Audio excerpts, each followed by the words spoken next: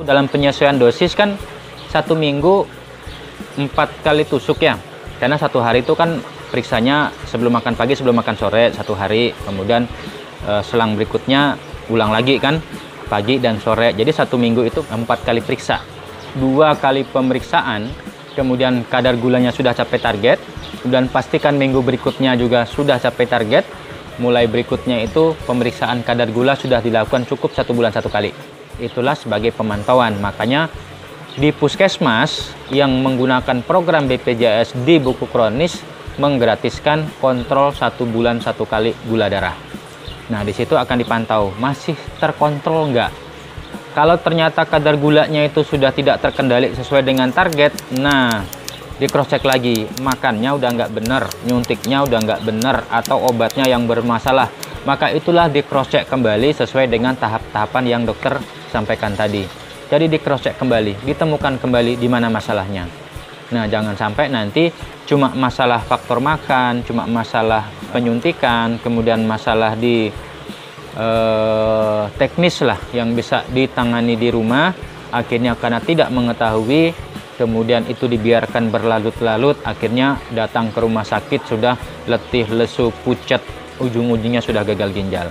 Memang betul dalam pengalaman dosis itu kadang-kadang diturunkan sesuai dengan tingkat terkendalinya kadar gula darah ya. Kalau gula darahnya sudah cenderung rendah, dosisnya akan diturunkan. Terutama yang dulunya obes, kemudian diprogram dengan baik, kembali normal berat badannya, biasanya dosis insulinnya itu akan cenderung turun.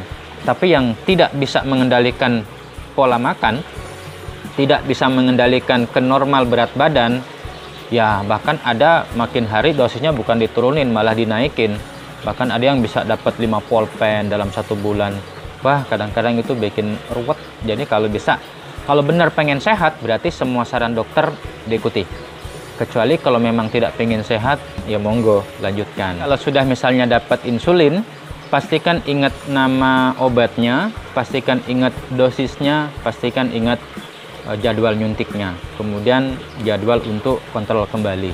Karena biasanya kalau datang ke rumah sakit itu ditanyain, ibu pakai obat apa, suntiknya berapa kali, dosisnya berapa kali, kemudian kadar gula terakhir berapa. Nah, justru itu untuk memastikan bahwa pasiennya tahu dia menggunakan obat apa.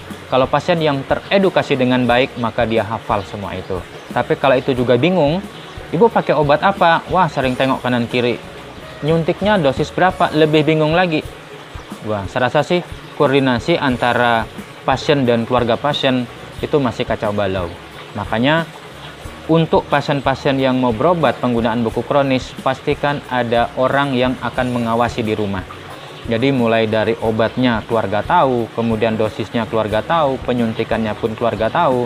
Jadi tidak hanya pasien yang tahu, keluarga harus tahu. Tapi dalam pelaksanaan keseharian sebisa mungkin mandiri agar tidak merepotkan orang lain.